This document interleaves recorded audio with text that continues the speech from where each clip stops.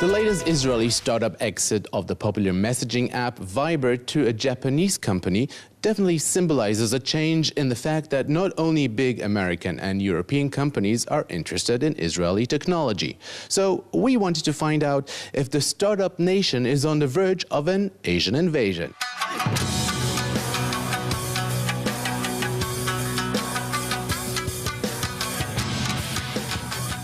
The chairman of the Israel-Japan Chamber of Commerce, Dr. Roni Bornstein, admits since the first news came out of the Viber acquisition, his phone has been ringing off the hook with Japanese technology companies trying to find out the details about the Rakutan deal.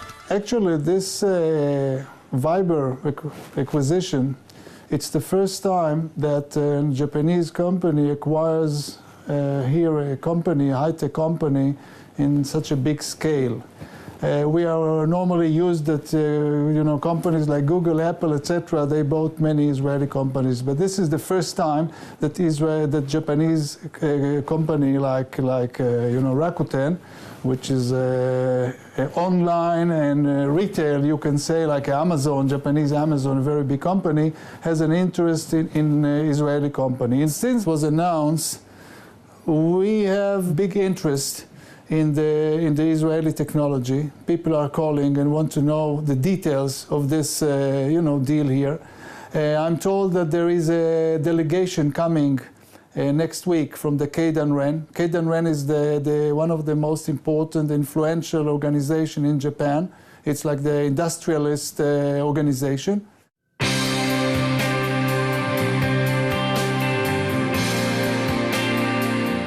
Yaniv Feldman, the editor-in-chief of Israel's most popular technology news website, Geek, admits that the Rakutan sale isn't considered anymore an isolated event, as more and more Asian companies are now showing interest in the Israeli high-tech industry. It is refreshing. We've been seeing a lot of activity from Asian companies here. If it's Tencent, if it's Rakuten, who actually bought Viber, from South Korea, Japan, and China. This is the first major acquisition of a tech startup. There were a few in the biomedical field before, but it does look like it's a trend, and there is an increased interest from the Far East to what's happening in Israel.